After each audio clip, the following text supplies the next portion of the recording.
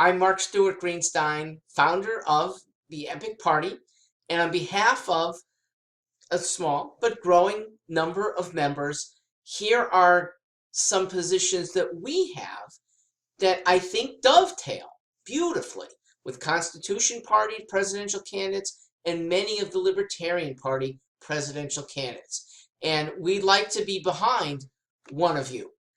And I'm hoping that if you're a candidate who's somewhat unsure about your own positions, whether this might resonate. So, numbers 5 through 8 are on tap. Number 5 says the Constitution Party platform endorses an end to the income tax. Do you agree with the platform? Yes. If so, how would you replace the revenue?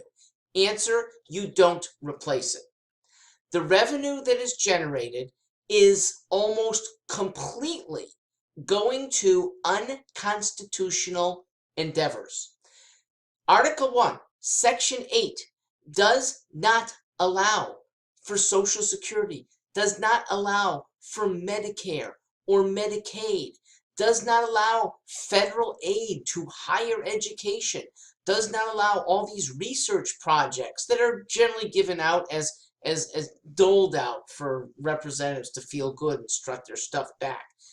This is what our government has become over the last 100 or so years, and we can roll it back and still be as prosperous, probably more prosperous. It worked in the late 1800s.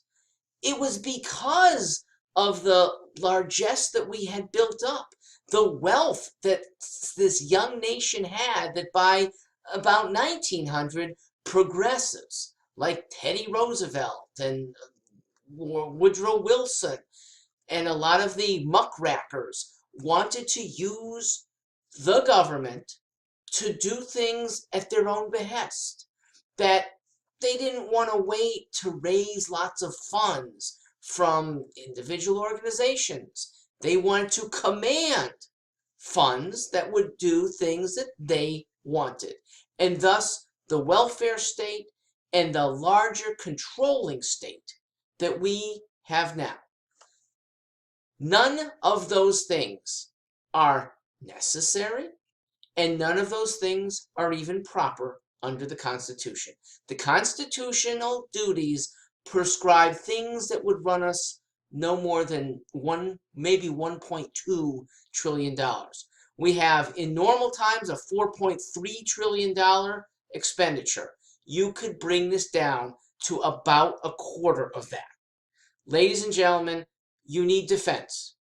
I'm not sure that we need $800 billion a year of defense, and I think you could pull out a lot of servicemen, that's the most expensive component, from serving in places that are not hotspots, and even if they were, we're not the right people to be there.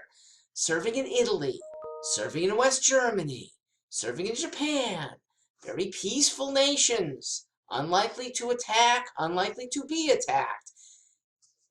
Bring those guys home. DMZ, maybe. But I don't think you need a big command. We got almost 30,000 troops just hanging out there. A nuclear deterrent is probably worth the 30,000 troops.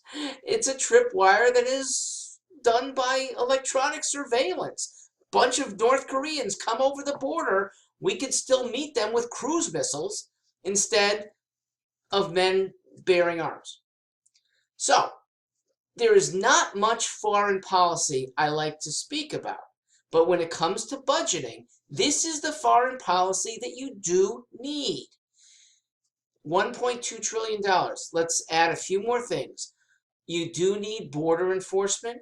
You do need to staff the Patent and Trademark Office. You need courts, and you might need an EPA. Now, don't get all excited. Not the traditional EPA that we've known as abusers, as takers of property, and as a group that shuts down otherwise worthy businesses. A constitutionally run EPA can only be done with a constitutional amendment, because that too, environmental protection was not envisioned by the framers. It's not an Article 1 provision for the federal government. but it's one of the few things that we might want to add because this is very libertarian. The big government is one of the only ways of protecting individual rights to groundwater and clean air that I believe we all have as individual Americans. Individuals cannot do the science. Individuals cannot fight the lawsuits against big corporation. A government entrusted to do the science, rein in the corporations, and have some legal authority to do it, I think is worthy, if there's an amendment that allows it to be worthy. So that's still very few agencies, okay? You're looking at a quarter of the budget. Right now, the federal income tax, personal, takes in 70% of the budget, okay? Other fees, the corporate income tax, import fees, they bring us up that other 30%. That's all you need, okay? I would keep the corporate income tax. I believe it's a benefit that corporations get to be impervious to suit. I would keep the corporate income tax at least for a while, okay? I'm not about to knife the livelihoods of tax professionals suddenly. So they can still play in the sandbox of corporate earning statements along with dealing with taxes. I mean, the corporations have kind of engendered the tax code, so they're going to have to live with it longer than the personal individual families. Eventually, it should go away too. All right, number 6, Constitution Party platform endorses an end to the Federal Reserve. Do you agree with the platform? Yes, I do. What would that do to the U.S. economy? Answer, it probably would help the U.S. economy. For God's sakes, since the Federal Reserve was created, our currency has lost close to 95% of its value, okay?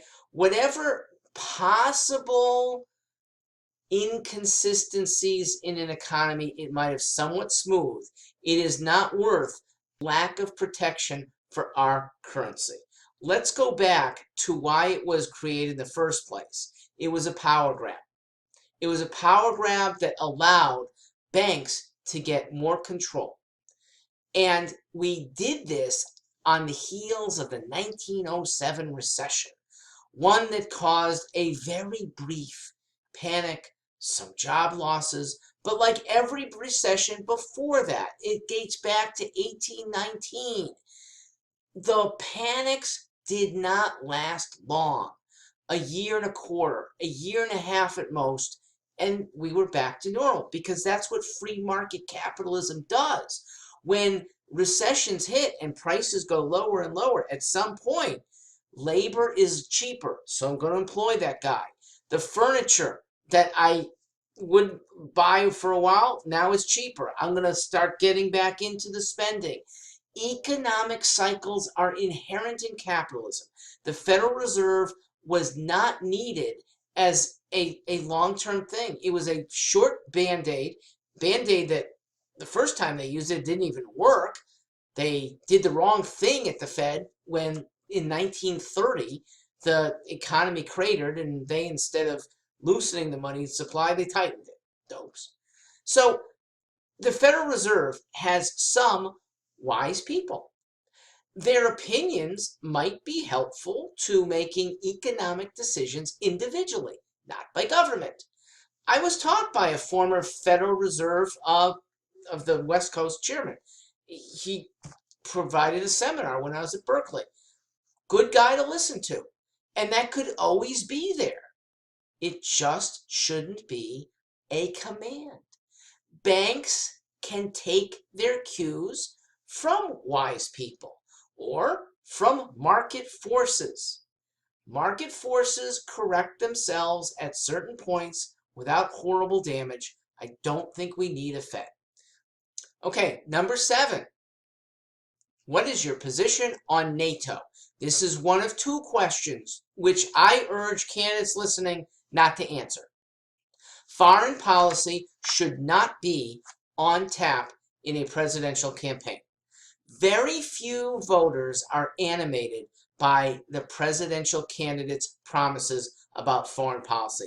And to the extent you are one of the few who are, you get disappointed. Okay?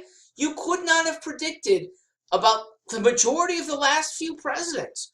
Who would have predicted that Jimmy Carter, peace-loving Jimmy Carter, would sign Presidential Directive 59, which put nuclear-tipped missiles armed at civilians instead of military installations in Russia? Who would have thought that it would have been Bill Clinton, draft dodging Bill Clinton, stay out of war, Bill Clinton, who put us into more wars at a single time than any president in history? We get disappointed routinely if we have expectations at all. Don't bother.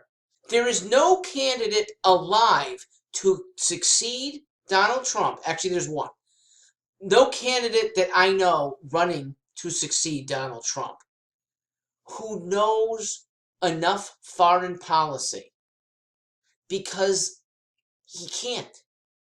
You can only know what it's like to be president and all the possible threats and the alliances and the capabilities when you have sat in the Oval Office. So that one candidate is actually Jimmy Carter. He is eligible to run again at age 96. We shouldn't divulge foreign policy even if we do know, because there are times when you have to shut up. Or if media is pressing you, you have to lie. Nobody wants a candidate lying to them. Let's go to number 8, and it's similar. What is your position on UN intervention, U.S. intervention in the disputes, elections, and wars of foreign nations? I think the answer is pretty easy. Stay out. Why we stay out? Because we can be waging peace far better than the results of waging war. We wage peace by sending our businesses, our tourists, our students abroad so they can imbibe Americana and maybe become more like us and more peaceful with us. Their leaders should be invited here, or their children, to do the same stuff: business, school, travel. The more we integrate with, even right now, enemy nations, because it's really the leaders of nations, they're not enemy people. And the more the people can be engaged with America, the less likely their leaders are to be at war with America.